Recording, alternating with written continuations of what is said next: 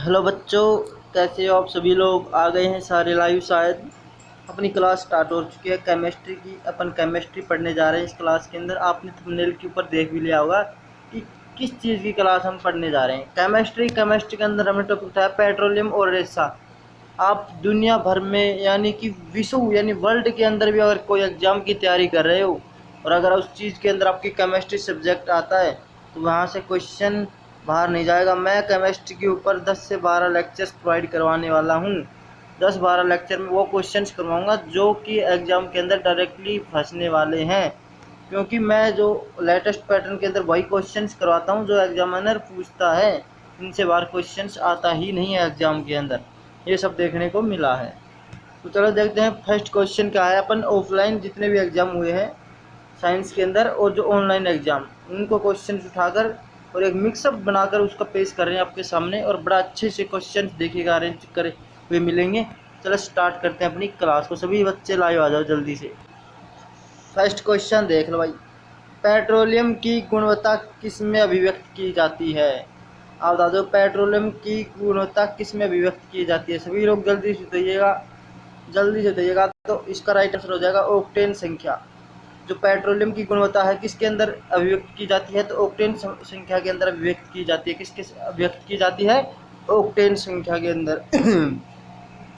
ये एसएससी के अंदर आया हुआ क्वेश्चन भी है बच्चे, ठीक है। ये दिखा भी देता हूँ कौन सी डेट का, 2014 के अंदर एसएससी के अंदर आया हुआ क्वेश्चन था कि पेट्रोलियम की गुणवत्ता किस में अभिव्यक्त की जाती है। तो किसके अंदर की जाती है? तो ऑक्टेन संख्या के अंदर, ऑक्टेन के अंदर पेट्रोलियम की गुणवत्ता को जांचा जाता है, ठीक है। नेक्स्ट क्वेश्चन की तरफ चलते हैं।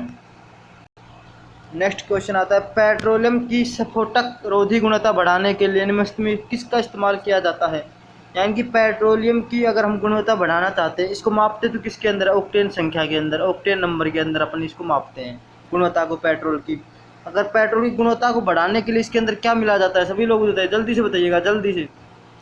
तो टेट्राथिल शीशा यानी शीशा मिला जाता है। कौन सा शीशा? वो भी यहाँ पे देख लीजिए कैसे ऑप्शंस दिए गए हैं। एसएससी के अंदर है, 2011 के अंदर आया हुआ क्वेश्चन है।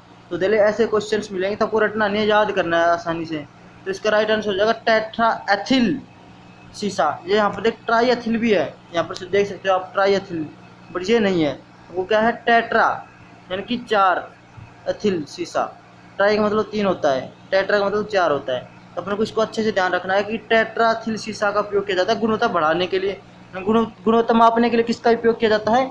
तो ऑक्टेन संख्या के अंदर मापा जाता है, और उसको बढ़ाने के लिए गुणवत्ता को टेट्राथिल शीशा का प्रयोग किया जाता है। अगर आप इसके बारे में अपन डिटेल में पढ़ें तो देखिएगा यहाँ पर लिखा गया है कि पेट्रोलियम की गुणवत्ता को मापने के लिए किसका उपयोग किया जाता है? टेट्राथिल शीशा का उपयोग किया जाता है। इसका फॉर्मूला देख लीजिएगा क्या होता है।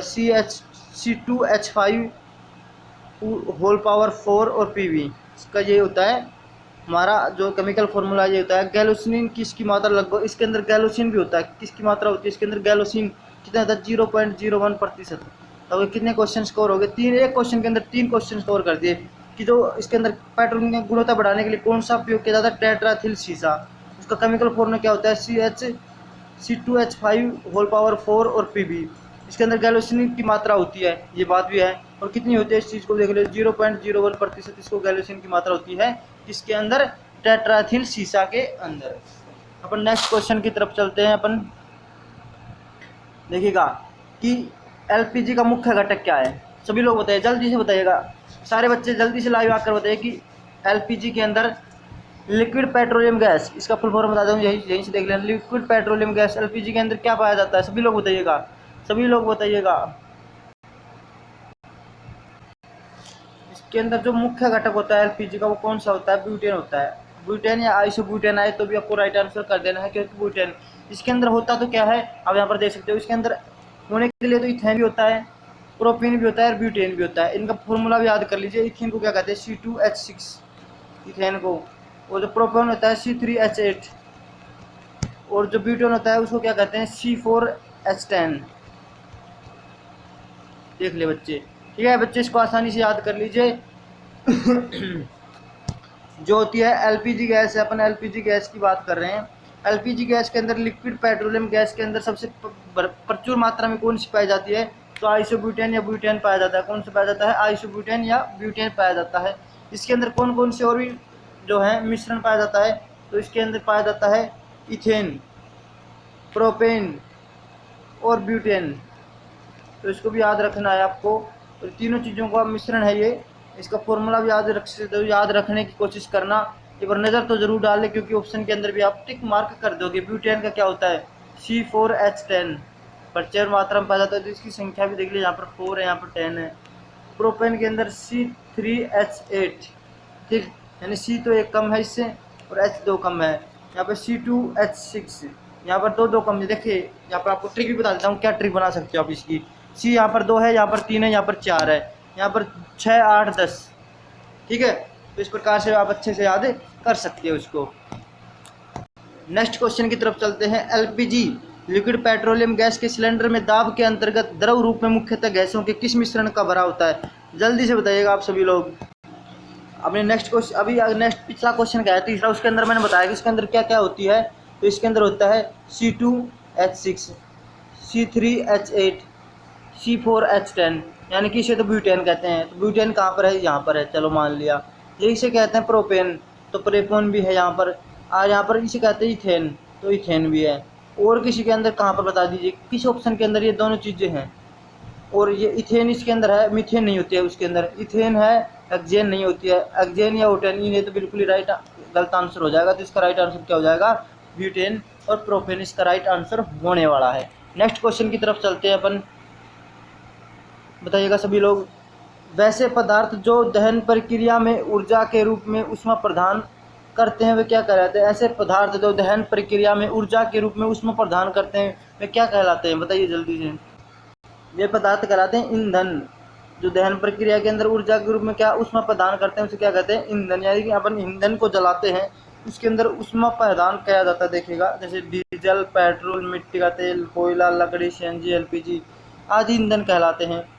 जिस प्रकार ईंधन में कम प्रदूषण और अधिक ऊष्मा प्राप्त होता है, वे अच्छे ईंधन की श्रेणी में शामिल होते हैं, जैसे कि CNG, LPG। कि अपना अच्छे कम प्रदूषण CNG और LPG है, वो क्या करते हैं कि कम प्रदूषण है, बिल्कुल ही ना के बराबर करते हैं, इसलिए इनको अच्छा जो ईंधन माना जाता है प्रदूषण कम करने में, जैसे CNG और LPG। अपने LPG के बारे में अभी बड़े अच्छे से पढ़ा है। ब्यूटेन, प्रोपेन और इथेन, तीन चीज़ें पाई जाती है इसके अंदर, ठीक है बच्चे। नेक्स्ट क्वेश्चन की तरफ चलते हैं अपन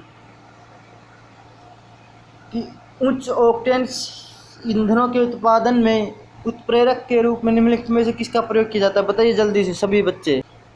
दोबारा से क्वेश्चन समझ लो, अगर समझ में नहीं आया है तो। उच्च ऑक्टेन ईंधनों के उत्पादन में उत्प्रेरक के रूप में किसका प्रयोग किया जाता है? उच्च ऑक्टेन पेट्रोल की गुणवत्ता ऑक्टेन संख्या के अंदर मापी जाती है, क्वेश्चन मैंने करवाया है। तो उच्च ऑक्टेन को ईंधनों के उत्पादन के लिए कौन सा चीज़ को और ज़्यादा यूज करते हैं? तो H2SO4, यानी कि इसको सल्फ्यूरिक एसिड भी कहते हैं। क्या कहते हैं? सल्फ्यूरिक एसिड, ठीक है बच्चे, सल्फ्यूरिक एसिड भी बोलते हैं इसको। और इसका नाम है H2SO4। इसका अपन हवाई जहाज़ के ईंधन के रूप में प्रयोग करते हैं। हवाई जहाज़ के ईंधन के रूप में इसको किसको प्रयोग किया जाता है? H2SO4 को। तो यहाँ पर राइट आंसर हो जाएगा बी, राइट आंसर हो जाएगा बच्चे। नेक्स्ट क्वेश्चन की तरफ चलते हैं। रसोई गैस की गैस एक मिश्रण है।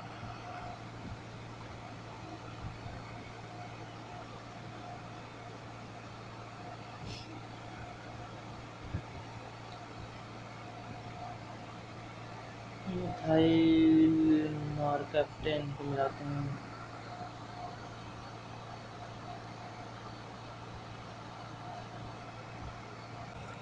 चलो बच्चों, पानी पीने लग गए। तो यहाँ पर देखिए, अब क्वेश्चन की तरफ आते हैं, 7 की तरफ।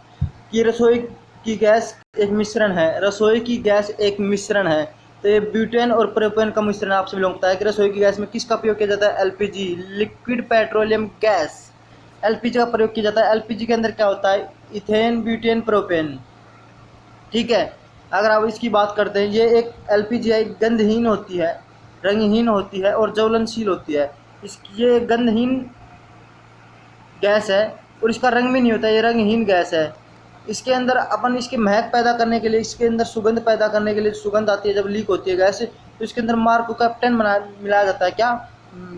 मार्को कैप्टन, ताकि लीक हो तो हमें पता चल जाए कि गैस लीक हो रही है और हमें इसे सावधानी बरतनी पड़ जाएगी अगर अपन लीक होती है तो। इसलिए तो इसका राइट आंसर क्या हो जाएगा? इसका राइट आंसर हो जाएगा ब्यूटेन व प्रोपेन।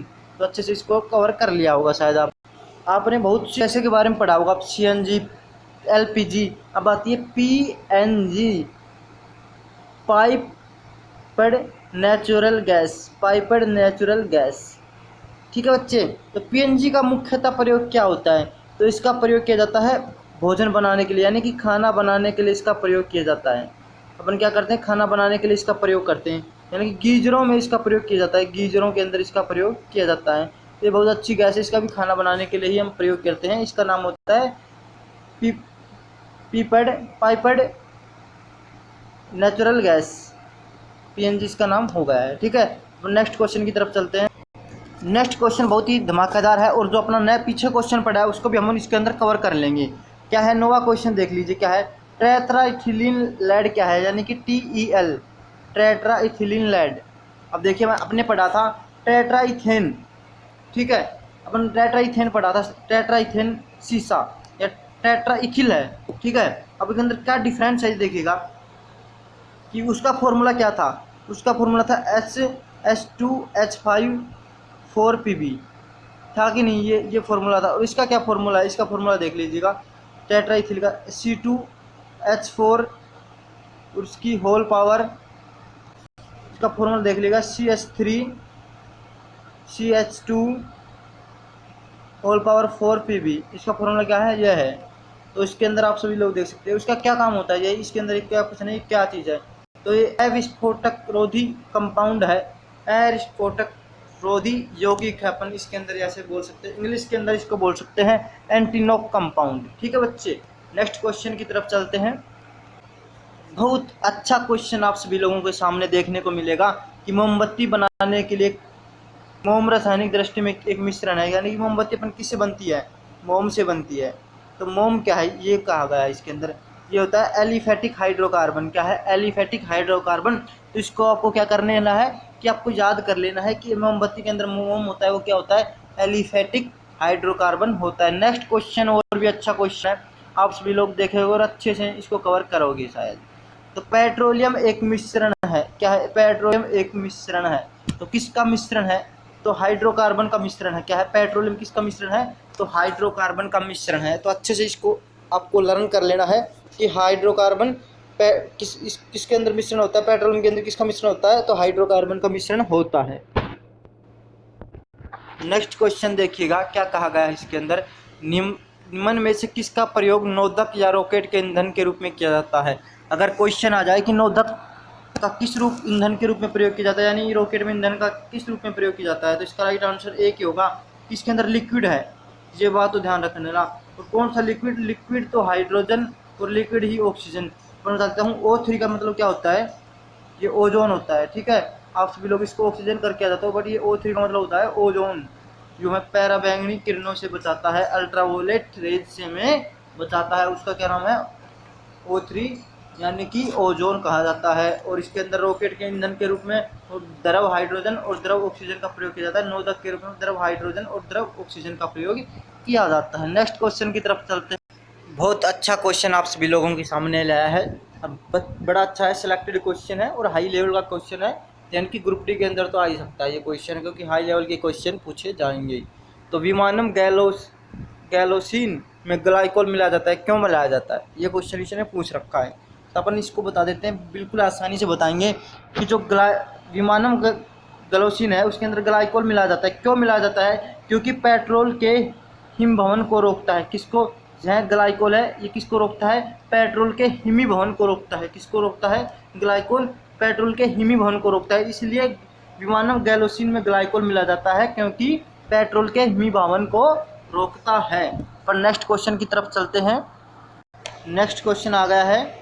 नेक्स्ट क्वेश्चन देखिए क्या है कि पेट्रोल में लगी आग बुझाने के लिए जल प्रभावी नहीं होता है, कि पेट्रोल में अगर आग लगती है तो जल क्यों नहीं बुझा सकता, ये बात क्वेश्चन पूछी है। और एसएससी ने अच्छा क्वेश्चन मानकर ये पूछा है, और काफ़ी बिल्कुल लॉजिकल क्वेश्चन है कि अपन खुद भी बता सकते हैं। इसका राइट आंसर हो जाएगा डी, यानी कि जल और पेट्रोल आपस में अमिश्रणीय होते हैं, तो पेट्रोल ऊपरी परत बनाता है तो जलता रहता है, यानी कि जल और पेट्रोल आपस में मिक्स नहीं होते, यानी कि मिश्रण नहीं बनता है उनका, इसलिए वह हम बुझा नहीं सकते, किससे, अपन जल से पेट्रोल को नहीं बुझा सकते। नेक्स्ट क्वेश्चन की तरफ चलते हैं अपन, कि निम्न में से किसका ताप सबसे कम है, बताओ सभी लोग। निम्न में से किसका ज्वलन ताप सबसे कम है? तो पेट्रोल का ज्वलन ताप सबसे कम है, यानी कि सबसे कम ताप किसका है? पेट्रोल का है, सबसे जल्दी यही जलता है। अगर आप देखो तो पेट्रोल बहुत जल्दी आग पकड़ता है, जिसका ज्वलन ताप सबसे कम होता है। पेट्रोलियम अग्नि के लिए निम्न में से किसका अग्निशस्त्र के रूप में प्रयोग किया जाता है? दोबारा से देख लीजिएगा क्वेश्चन को, थोड़ा सा अटपटा लगा होगा आपको कि पेट्रोलियम अग्नि के लिए कौन से अग्निनाशक का प्रयोग किया जाता है? पेट्रोलियम अग्नि के लिए, तो पेट्रोलियम अग्नि के लिए फोम प्रकार का अग्निनाशक प्रयोग किया जाता है, यानी कि फोम प्रकार। राइट आंसर ए हो जाएगा। इसको अच्छे से याद कर लीजिएगा, क्योंकि इसके अंदर कुछ ज़्यादा समझाने की चीज़ नहीं है, अपन को इसको अच्छे से लर्न कर लेना है। 2011 के अंदर एक क्वेश्चन पूछा है, ये तो 2011 के अंदर पूछा गया है, 2014 के अंदर भी पूछा गया है इसको क्वेश्चन को, और अभी एमटीएस के अंदर हुआ 2019 के अंदर, उसको भी इस क्वेश्चन को लिया गया है। ठीक है, तो इसका राइट आंसर हो जाएगा पेट्रोलियम अग्नि के लिए कौन से प्रकार का अग्निनाशक का प्रयोग किया जाता है? फोम प्रकार के अग्निनाशक का प्रयोग किया जाता है। नेक्स्ट क्वेश्चन आप सभी लोगों के लिए लेकर आ चुका हूँ, अच्छे से पढ़े और इसका आंसर अच्छे तरीके से दें। कि भारी मोटर वाहनों में डीजल तेल अधिक पसंद किया जाता है, यानी कि पेट्रोल अपन जो भारी हैं, अपन ट्रक हैं, उनके अंदर अपन डीजल पेट्रोल की जगह क्या भरते हैं? डीजल भरते हैं। क्यों भरते हैं? इस चीज़ को बोला गया है कि क्यों भरते हैं, पेट्रोल क्यों नहीं भरते हैं। मैं बता देता हूँ कि जो इसमें अधिक क्षमता होती है, यानी कि डीजल के अंदर अधिक क्षमता होती है, और ईंधन की बचत भी करता है। इसकी करता है, ईंधन की बचत करता है, और इसके अंदर अधिक क्षमता भी होती है। किसके अंदर? डीजल के अंदर अधिक क्षमता होती है पेट्रोल की बजाय। ठीक है, और ये ईंधन की बचत भी हो जाती है, तो इसलिए अपन क्या यूज कर लेते हैं कि डीजल तेल का अधिक प्रयोग करते हैं। ऑक्सी एसिटिलीन का तापमान लगभग होता है, तो सभी लोग बताओ कि ऑक्सी एसिटिलीन है। दोबारा से देख लेना, ये इंपॉर्टेंट क्वेश्चन है, और 2018 के अंदर भी आया हुआ क्वेश्चन है CHSL के अंदर, तो इसको अच्छे से लर्न कर लेना है। ऑक्सी एसिटिलीन ज्वाला का तापमान होता है लगभग कितना होता है बताओ? तो इसका होता है 3200 डिग्री सेल्सियस के लगभग होता है। ऑक्सी एसिटिलीन का किसका होता है? 3200 डिग्री सेल्सियस के समथिंग इसका होता है। ठीक है बच्चे, नेक्स्ट क्वेश्चन की तरफ चलते हैं, और नेक्स्ट क्वेश्चन देखना क्या है कि रेयन बनाया जाता है। कि रेयन किससे बनाया जाता है? तो अपने किससे बनाया जाता है बताओ सभी लोग? तो सेलुलोज से बनाया जाता है। किससे बनाया जाता है? सेलुलोज से बनाया जाता है। किससे? रेयन एक सेलुलोज से बनाया जाता है। तो आप बताइएगा, इसको अच्छे से डिफाइन कीजिएगा। जो अपन रेयन है, ये रेयन क्या है? ये एक कृत्रिम सिल्क है, जो अपन खुद मानव निर्मित करता है। इसको क्या है? कृत्रिम सिल्क है, और ये एक पोलोसैकराइड है। ये क्वेश्चन आया हुआ है HSC के अंदर, पोलोसैकराइड है। क्या है? पोलोसैकराइड है। किसके अंदर क्वेश्चन आया मैं बता देता हूँ, तो जिसको आप सभी लोगों को बताता हूँ कि जो बच्चे तैयारी कर रहे हैं HSC JEE की, तो वहाँ पर क्वेश्चन पूछा गया, तो रिपीट होते हैं। हरियाणा के अंदर आपको क्वेश्चन तो पता ही है, HSC JEE के अंदर ये क्वेश्चन पूछा गया है कि जो रेयन है वो क्या होता है? पोलोसैकराइड होता है।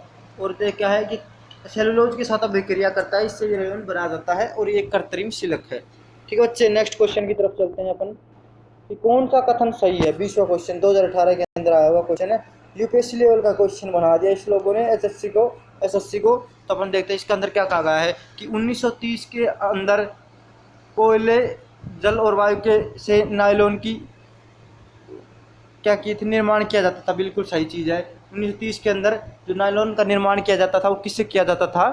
वो कोयले, वायु और जल से किया जाता था। उसके बाद नेक्स्ट क्वेश्चन आया था कि नायलॉन प्रथम पूर्ण संश्लेषित रेशा है। तो बिल्कुल सही है कि नायलॉन है जो पहला पूर्ण संश्लेषित रेशा है। नायलॉन रेशा पर बल भी होता है, प्रत्यास्थ भी होता है, और हल्का भी होता है। ये भी क्वेश्चन अपन तीनों ही इसके राइट हैं। इसके अंदर इसने पूछा था कि कौन कौन सा इसके अंदर राइट है, उनके तीनों ही ऑप्शन राइट हैं। ठीक है बच्चे, नेक्स्ट क्वेश्चन की तरफ चलते हैं। निम्नलिखित में से कौन एक कार्बनिक अवयव है? तो ऊन है, ये क्या है? कार्बनिक अवयव है। तो कपास के बाद सबसे ज़्यादा महत्व किसका होता है? ऊन का ही होता है। किसका होता है? कपास के बाद ऊन का महत्व होता है। एक कार्बनिक अवयव है। क्या है? कार्बनिक अवयव है। ठीक है बच्चे, तो 22 की तरफ चलते हैं, 22 क्वेश्चन की तरफ कि पॉलीथीन बनता है। तो बताइए आप सभी लोग, पॉलीथीन एक पॉलीमर है, यानी कि बहुलक भी बोलते हैं इसको। पॉलीथीन को क्या बोलते हैं? बहुलक, यानी कि पॉलीमर है। और इथिलीन है, इसका क्या है? मोनोमर। तो इथिलीन से पॉलीथीन बनाया जाता है। ठीक है बच्चे, तो इंपॉर्टेंट क्वेश्चन है, काफ़ी एग्जाम के अंदर पूछा गया है। एक प्राकृतिक बहुलक है, यानी कि प्राकृतिक पॉलीमर कौन सा है? तो सेलुलोज प्राकृतिक पॉलीमर है। ठीक है बच्चे, इसके अंदर पूछा गया पॉलीकेट किसका मिश्रण है? पॉलीकेट किसका मिश्रण है? तो राइट आंसर ए हो जाएगा। पॉलिस्टर और कपास का मिश्रण पॉलीकेट है। क्या है? कपास का मिश्रण है और पॉलिस्टर का मिश्रण क्या क्या कहलाएगा? पॉलीकोट कहलाएगा। क्या कहलाएगा? पॉलीकोट कहलाएगा। पॉलिस्टर और कपास का मिश्रण। अच्छा क्वेश्चन आप सभी लोगों के लिए लेकर आए हैं। ग्लाइकोजन, स्टार्च व सेलुलोज किसके बहुलक है? बताओ आप सभी लोग। ग्लाइकोज, स्टार्च और सेलुलोज किसके बहुलक है? तो ये ग्लूकोज के बहुलक है। ग्लूकोज के बहुलक कौन है? ग्लाइकोज, टोजन, स्टार्च और सेलुलोज। ठीक है, नेक्स्ट क्वेश्चन की तरफ चलते हैं अपन कि रबड़ को वल्कनित करने के लिए कौन सा प्रयुक्त तत्व है? तो सल्फर के साथ अपन रबड़ और सल्फर को क्या किया जाता है? वल्कनाइज किया जाता है। वल्कनाइजेशन, इसको वल्कनीकरण कहा जाता है। सल्फर और इसको रबड़ की गुणवत्ता बढ़ाने के लिए क्या किया जाता है? उसके साथ सल्फर मिलाया जाता है ताकि टायर और ट्यूब है उनको थोड़ा स्ट्रॉन्ग किया जाता है। ये मुलायम होता है रबड़, तो इसके अंदर सल्फर मिलाकर इसको थोड़ा कठोर किया जाता है। ठीक है बच्चे, इसको वल्कनीकरण कहा जाता है। नेक्स्ट क्वेश्चन की तरफ चलते हैं। रबड़ को सल्फर से गर्म करने की गुणवत्ता क्या कहा जाता है? यहाँ पर देख लीजिए, वल्कनीकरण कहा जाता है। क्या कहा जाता है? वल्कनीकरण कहा जाता है। नेक्स्ट क्वेश्चन भी देख लीजिए। प्राकृतिक रबड़ किसका बहुलक है? प्राकृतिक रबड़ किसका बहुलक है? तो आइसोप्रीन का बहुलक है। किसका रबड़ है? जो नेचुरल रबड़ है किसका बहुलक है? तो आइसोप्रीन का। तो आइसोप्रीन अच्छे से याद रखना। ये क्वेश्चन भी ऐसे पूछ सकता है कि नैसर्गिक रबड़, तो नैसर्गिक और नेचुरल रबड़ एक ही होते हैं, उसका बहुलक कौन सा होता है? आइसोप्रीन ही होता है। नेक्स्ट क्वेश्चन की तरफ चलते हैं कि एक्रिन है। एक्रिन है, तो एक्रिन बच्चों क्या है? आप सभी लोग बताइए। यह एक पॉलीमर है। एक्रिन क्या है? एक पॉलीमर है जिसका अपन उपयोग किसके लिए करते हैं? रेशा और फाइबर के रूप में प्रयोग करते हैं। यानी कि रेशा और फाइबर इसका राइट आंसर हो जाएगा। रेशा और फाइबर इसका राइट आंसर हो जाएगा। एक्रिन एक पॉलीमर है। नेक्स्ट क्वेश्चन की तरफ चलते हैं। पीवीसी किसके बहुलीकरण द्वारा प्राप्त किया जाता है? यानी कि पॉलीविनाइल क्लोराइड। ठीक है, तो विनाइल क्लोराइड के बहुलीकरण के द्वारा अपन प्रयोग किया जाता है पीवीसी, यानी पॉलीविनाइल क्लोराइड। विनाइल क्लोराइड के बहुलीकरण से इसका प्रयोग किया जाता है। इसके क्वेश्चन के अंदर ये आंसर छिपा हुआ था। कोयलों की खानों में विस्फोट करने वाली गैस कौन सी है? तो कोयले की खानें होती है, उसके अंदर विस्फोट हो जाता है। कौन सी गैस की वजह से हो जाता है? मीथेन गैस की वजह से हो जाता है। मीथेन गैस की वजह से क्यों हो जाता है? मीथेन गैस है वो 5 से अगर 15% अगर हवा के संपर्क में आ जाती है वहाँ पर, तो वहाँ पर जो कोयला की खदानें होती हैं उनके अंदर विस्फोट हो जाता है। तो इसका राइट आंसर मीथेन हो जाएगा। नेक्स्ट क्वेश्चन काफ़ी अच्छा क्वेश्चन है और एडवांस लेवल का क्वेश्चन है। बेकेलाइट, फिनोल और तथा अन्य किसका सब बहुलक है? सहबहुलक है। तो बेकेलाइट, फिनोल। अगर अपन फिनोल को फॉर्मल्डिहाइड के अंदर मिक्स करेंगे, अगर इनका वो करेंगे तो क्या बनेगा? फिनाइल रेंजिन बनेगा, जिसे अपन बेकेलाइट भी कहते हैं। बेकेलाइट बहुत ज़्यादा कठोर होता है, तो इसका राइट आंसर हो जाएगा फॉर्मल्डिहाइड। ठीक है बच्चे, नेक्स्ट क्वेश्चन आता है कि बेकेलाइट के बारे में बताया गया है कि इसके अंदर कौन सा कथन सही है। मैं बताता हूँ बेकेलाइट क्या है कि फिनोल और एल्डिहाइड को मिलाकर बनाया जाता है। ये एक थर्मोसेटिंग प्लास्टिक है। इसको ये विद्युत और ऊष्मा का कुचालक होता है, तो यह गलत होगा, ये सही है। और बेकेलाइट को ऊष्मा के द्वारा नरम किया जाता है, ये भी गलत है, ये कठोर होता है। इसका राइट आंसर क्या हो जाएगा? ओनली सेकंड इसका राइट आंसर है कि ये विद्युत और ऊष्मा का कुचालक है। एक थर्मोसेटिंग प्लास्टिक है और इसका वो कि प्रयोग इसको कैसे बनाया जाता है? वो बनाया जाता है फिनोल और जो फॉर्मल्डिहाइड है उसके मिलाकर बनाया जाता है।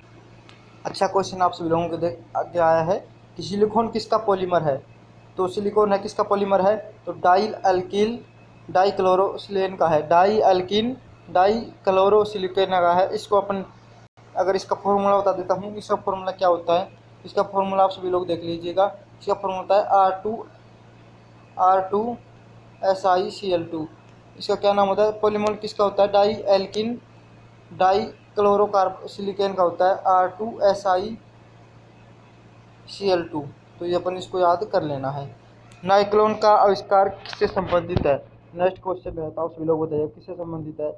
तो आप सभी लोगों को पता होगा, आप ऑप्शन आप सभी लोगों ने देख लिया है, तो इसको बताता हूँ। ऑप्शन नाइक्लोन का आविष्कार किसने किया था? डॉक्टर वेल्स एच कैराथर्स ने किया था। डॉक्टर वेल्स एच कैराथर्स ने इसका आविष्कार किया था। ठीक है, नेक्स्ट क्वेश्चन कहता है कि जो नाइलॉन का तार है वो लोहे के तार यानी इस्पात के तार से अधिक प्रबल होता है, अधिक कठोर होता है, अधिक मजबूत होता है, तो नाइलॉन का तार। नेक्स्ट क्वेश्चन की तरफ चलते हैं अपन। बायोडीजल के उत्पादन में कौन सी प्रक्रिया अपनाई जाती है? तो ट्रांस एस्टरिफिकेशन और एस्टरिफिकेशन नमक, ये 2 प्रक्रिया अपनाई जाती है। तो अगर एस्टरिफिकेशन नमक आए तो ये भी ऑप्शन सही है, अगर ट्रांस एस्टरिफिकेशन आए तो ये भी ऑप्शन बिल्कुल सही है। इसके बाद नेक्स्ट क्वेश्चन आता है, निम्नलिखित में से किसका प्रयोग संगाहारी के रूप में किया जाता है। संगाहारी का प्रयोग किया जाता है नाइट्रिक ऑक्साइड के रूप में। ठीक है, संगाहारी किसे कहा जाता है, नाइट्रिक ऑक्साइड के रूप में प्रयोग किया जाता है। नेक्स्ट क्वेश्चन बहुत अच्छा क्वेश्चन है, ऑप्शन नहीं दे रहा हूँ, मैं इसको समझाने की कोशिश करूंगा। 40वां क्वेश्चन है, लास्ट क्वेश्चन है अपना। तो एक सफेद ठोस पदार्थ ए गर्म करने पर गैस निकलती है जो चूने के पानी को दूधिया बना देती है, तो बचा हुआ पदार्थ पीला रहता है, अगर ठंडा होने पर वो सफ़ेद हो जाता है। तो वह ए पदार्थ क्या है। तो अगर बात करते हैं जिंक कार्बोनेट, अगर हम जिंक कार्बोनेट की बात करते हैं, अगर जिंक कार्बोनेट को गर्म करते हैं तो उससे गैस निकलती है जो पानी को दूधिया दूधिया बना देता है, चूने के पानी को, और जो बचा हुआ पदार्थ होता है वो पीला होता है और ठंडा होते क्या हो जाता है, सफ़ेद हो जाता है। तो कौन से मटेरियल है, तो वो है जिंक कार्बोनेट। क्या है, जिंक कार्बोनेट। इसका यहाँ पर देख सकते हो ऑप्शन भी जिंक कार्बोनेट इसका राइट आंसर हो जाएगा। तो आप सभी लोग इसको अच्छे से पढ़े होंगे। और कुछ और क्वेश्चन में वन लाइनर करवाने की कोशिश करता हूँ। जो ऑनलाइन परीक्षा हुई हैं 2019 से 2016 से लेकर 2019 तक जितने भी ऑनलाइन परीक्षा हुई हैं उनके क्वेश्चन इसके अंदर मैंने ऐड किए हैं। तो आप सभी लोग देख सकते हो कि कुछ वन लाइनर क्वेश्चन भी मैं करवाने की कोशिश करता हूँ आप सभी लोगों को। कि संश्लेषित रेशे से संदर्भ में कथन करता है कि संश्लेषित रेशा है वह आग लगने पर पिघल जाते हैं, अधिक टिकाऊ होते हैं और पेट्रोल रसायनों का प्रयोग कर विभिन्न प्रक्रियाओं द्वारा तैयार किए जाते हैं। तो इसका संश्लेषित रेशा क्या होता है कि आग लगने पर पिघल जाते हैं और अधिक टिकाऊ होते हैं। ये दो बातें भी ध्यान रख लेंगे तो बहुत अच्छा रहेगा कि संश्लेषित रेशे टिकाऊ होते हैं और आग लगने पर पिघल जाते हैं। नेक्स्ट क्वेश्चन की तरफ चलते हैं कि तारकोल और कोक और कोयला गैस निम्न में से कौन सी उत्पादन कोयले के प्रदूषण में प्राप्त किए जा सकते हैं। तो सभी। ठीक है, कोयला गैस, तारकोल, कोक कौन कोयले के उत्पादन के रूप में प्रयोग प्राप्त किए जा सकते हैं। जब अल्कोहल को पेट्रोल के साथ मिलाकर ईंधन के रूप में प्रयोग किया जाता है, जब अल्कोहल को पेट्रोल के साथ मिलाकर ईंधन के रूप में प्रयोग किया जाता है, कौन सा पदार्थ का उत्पादन होता है, तो कार्बन डाइऑक्साइड का प्रयोग उत्पादन होता है। किसका, CO2 का उत्पादन हो जाता है। जब अपन अल्कोहल को यानी कि दारू को किसके साथ मिलाते हैं, अपन पेट्रोल के साथ मिलाते हैं, तो एक गैस निकलती है, वो कौन सी होती है, CO2, कार्बन डाइऑक्साइड। सही कथन क्या है, तो यहाँ पर इसको एक बार याद रख लेना आप सभी लोग। जो मेलालाइन है एक थर्मोप्लास्टिक सेटिंग है, यह आग का प्रतिरोध करता है तथा उष्मा का कुचालक है। बेकेलाइट नहीं मान सकते, बेकेलाइट क्या था, एक थर्मोसेटिंग प्लास्टिक था, आग का प्रतिरोध करता था और उष्मा का कुचालक था। तो ये भी मेलालाइन है, ये भी यही चीज़ है। ठीक है, बेकेलाइट की तरह ही। रेशम, रेयन, नायलॉन, पॉलिस्टर में प्राकृतिक रेशा कौन सा है, तो रेशम है, वो क्या है, प्राकृतिक रेशा है। क्या है, ये कृत्रिम रेशा नहीं है, एक प्राकृतिक रेशा है रेशम। कपास, ऊन, रेशम, नायलॉन में कौन मानव निर्मित रेशा है। अब लोगों को बताया कि नायलॉन मानव निर्मित रेशा 1930 के अंदर इसको बनाया गया था। कोयले, वायु और उसके संपर्क में आकर इसको बनाया गया था। एक पूर्ण संश्लेषित रेशा है और ये मानव द्वारा बना कृत्रिम रेशा भी है। रेशम, काष्ठ, लुगदी, ऊन तथा कपास निम्न में से रेयन किससे प्राप्त किया जाता है। काष्ठ लुगदी से रेयन का प्रयोग किया जाता है। रेयन का किससे प्रयोग किया जाता है, काष्ठ लुगदी से। ठीक है, रेयन को अपन ने बताया था बिल्कुल अच्छे से, क्वेश्चन के अंदर पढ़ा था लास्ट में, उसको क्वेश्चन को आप अच्छे से देख लेना है कि सेलुलोज के साथ उसका करके उसका क्या किया जाता है, रेयन बनाया जाता है। ठीक है बच्चे। दूध, गैसोलीन, द्रवित पेट्रोलियम गैस में से निम्न में से कौन सा मिश्रण का एक उदाहरण है। उपरोक्त सभी मिश्रण है, तीनों चारों मिश्रण है। दूध भी मिश्रण है, गैसोलीन भी मिश्रण है, द्रवित पेट्रोलियम गैस भी मिश्रण है। नायलॉन का प्रयोग किया जाता है तो स्पेलिंग बैग में, पैराशूट में, दांत साफ करने के ब्रश के अंदर नायलॉन का प्रयोग किया जाता है। किसके अंदर प्रयोग किया जाता है, तो ब्रश के अंदर, पैराशूट के अंदर और स्लीपिंग बैग के अंदर। ठीक है, नेक्स्ट क्वेश्चन आता है बेकेलाइट, मेलानाइन, PVC में कौन सा थर्मोप्लास्टिक का उदाहरण है। थर्मोप्लास्टिक थर्मोसेटिंग के उदाहरण है ये दोनों, तो आपने भी पढ़ा था। और PVC क्या है, एक पोर्नोविलाइन क्लोराइड, जो विनाइल क्लोराइड से बनाया जाता है बहुलीकरण के द्वारा, तो इसके अंदर क्या है, थर्मोप्लास्टिक है। ठीक है, इसके बाद नेक्स्ट क्वेश्चन आता है तो किससे संबंधित है, तो पॉलिस्टर कपड़े में आसानी से बल नहीं पड़ते, कपड़ों में आसानी से बल नहीं पड़ते पॉलिस्टर से। टेफ्लॉन से भोजन बनाने वाले पात्रों में न चिपकने वाली परत चढ़ाने के लिए। रेयन का प्रयोग किया जाता है, कास्ट लुगदी का उपयोग कर तैयार किया जाता है। नायलॉन पैराशूट तथा मोजे बनाने के प्रयोग में किया जाता है। तो आप सभी लोगों का स्लीपिंग बैग अभी पढ़ा था अपने, नायलॉन, पैराशूट, इन चीज़ों के अंदर इसका प्रयोग किया जाता है। मोजे बनाने के लिए पैराशूट, स्लीपिंग बैग। रेयन का कास्ट लुगदी के साथ प्रयोग किया जाता है। अपने पॉलिस्टर का पढ़ा था अपने, पॉलिस्टर कपड़ों के अंदर बल नहीं पड़ने देते। टेफ्लॉन भोजन बनाने वाले पात्रों में न चिपकने वाली परत चढ़ाने के लिए टेफ्लॉन का प्रयोग किया जाता है। जीवाश्म ईंधन का एक उदाहरण है, प्राकृतिक गैस है वो जीवाश्म ईंधन का एक उदाहरण है। पेट्रोल, कोयला, लकड़ी में गोबर के उपले में निम्न में से कौन सा ईंधन का उसमें मान अधिकतम होता है? तो जो है ज्वलनीय ताप न्यूनतम होता है और जो उसमें मान है वो अधिकतम होता है किसका? पेट्रोल का।